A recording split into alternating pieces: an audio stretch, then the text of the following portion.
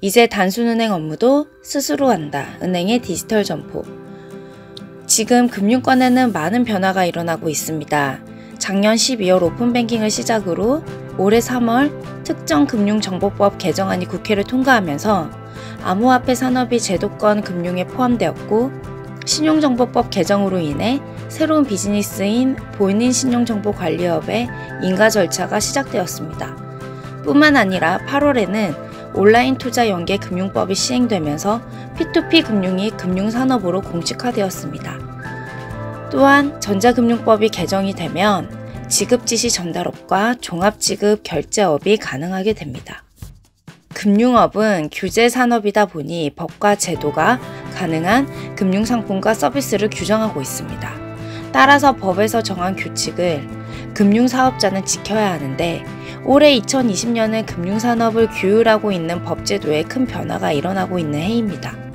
디지털 기술을 받아들이고 닫혀 있었던 금융산업의 장벽을 낮추는 것과 데이터에 의한 금융산업의 효율화가 이루어질 수 있도록 데이터 거래를 촉진하는 것이 기본 방향입니다. 따라서 금융산업의 핀테크와 빅테크의 진출이 보다 쉬워졌습니다.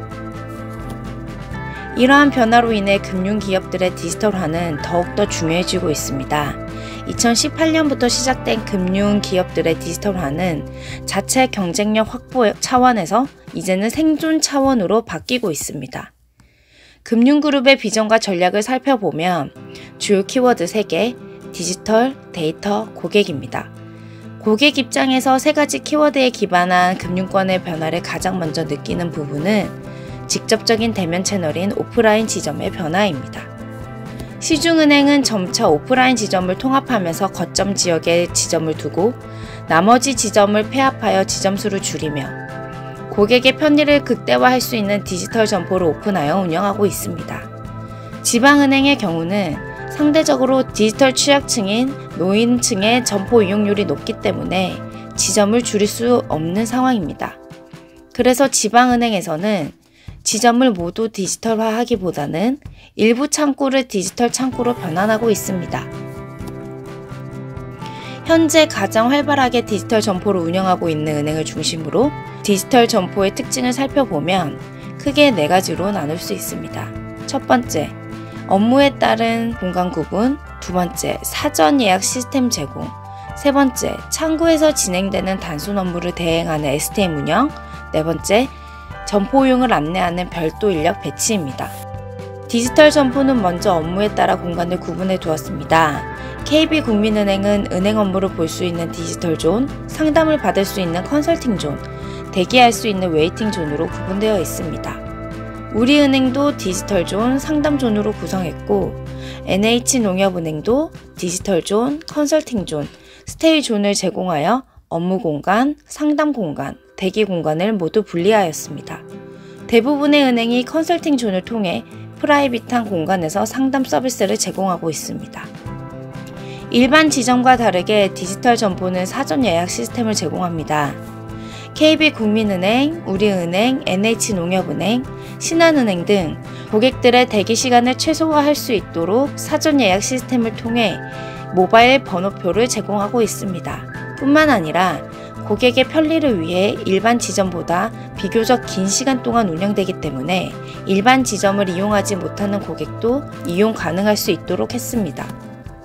세 번째로, 창구에서 진행하는 단순 업무를 대행하는 STM을 운영하고 있습니다.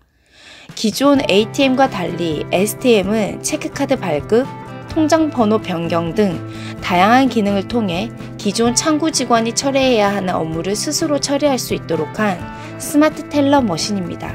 본인 인증은 대부분 지문 또는 손바닥 정맥을 활용하고 있습니다. 마지막으로 점포 이용을 안내하는 별도 인력을 배치하고 있습니다. 무인 점포 특성상 발생할 수 있는 불편함 및 부정적 경험을 최소화하기 위해 새로운 기술에 익숙하지 않는 고객을 대상으로 사용 방법을 안내하는 인력을 배치하고 있습니다. 이들은 해당 디지털 점포에서 하기 어려운 업무는 임금 지점으로 안내하여 은행 업무 이용에 불편함이 없도록 하고 있습니다. 이러한 특징을 가지고 있는 디지털 점포를 직접 방문해 보았습니다. 제가 방문한 곳은 우리은행 디지털 점포로 강남역 10번 출구에서 걸어서 약 2분 거리에 위치해 있습니다. 아무래도 디지털 점포이다 보니 이용시간이 오전 7시부터 오후 11시 30분까지로 타 일반 지점의 이용기간보다 더 깁니다. 상담조는 일반 지점과 동일하게 오전 9시부터 오후 4시까지 운영하고 안내 직원은 오전 9시부터 오후 6시까지 근무합니다. 저는 10월 9일 한글날인 공휴일에 방문하다 보니 상담조는 문이 닫혀 있었습니다. 구역을 살펴보면 대출 등 상담을 받을 수 있는 상담존, STM을 통해 단순 업무를 처리할 수 있는 디지털 존, 그리고 편하게 쉬면서 대기할 수 있는 공간으로 구분되어 있습니다. 우리은행 STM은 예금, 펀드, 대출, 카드, 환전 송금, 온라인 뱅킹에 대한 72가지의 업무를 스스로 진행할 수 있습니다. 바이오 인증을 위해 손바닥 정맥 등록을 해보았습니다. 먼저 신분증으로 본인 인증 확인 후 수화기 및 화면을 통한 상담이 시작되었습니다. 여기서 조금 아쉬운 점이 있었습니다.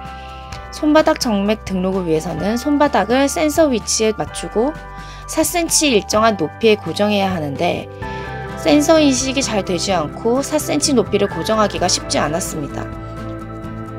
결국 손바닥 정맥 등록을 포기하고 지문 등록을 진행했습니다. 상담사분에 의하면 많은 이용자분들이 정맥 등록을 시도하지만 등록이 쉽지 않아 지문으로 등록을 한다고 합니다. 이처럼 아직 STM 이용에 여러가지 불편함이 있습니다. 이 외에도 20초간 해당 서식 입력, 수정 등 액션이 없으면 사람이 이용하지 않는 것으로 판단하기 때문에 20초가 지나면 초기화되어 처음 화면으로 되돌아가 해당 서식을 새롭게 작성해야 합니다. 그리고 신규 체크카드 발급 및 신용 체크카드 재발급 시 카드 걸림 등 문제가 발생하여 고객이 예상한 이용 시간보다 더 많은 시간을 보내야 하는 불편함도 있습니다. 20대, 30대도 이용에 어려움을 겪다 보면 결국 디지털 점포 이용에 거부감이 들어 결국 대면 지점을 찾아가게 될 것입니다. 특히 디지털 취약층이 노년층은 더더욱 거부감이 들 수밖에 없을 것입니다.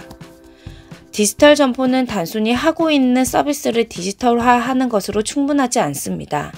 점포를 이용하는 고객의 서비스 이용 여정을 분석하고 서비스 디자인 기법으로 전체 흐름을 재설계하여 접근해야 합니다.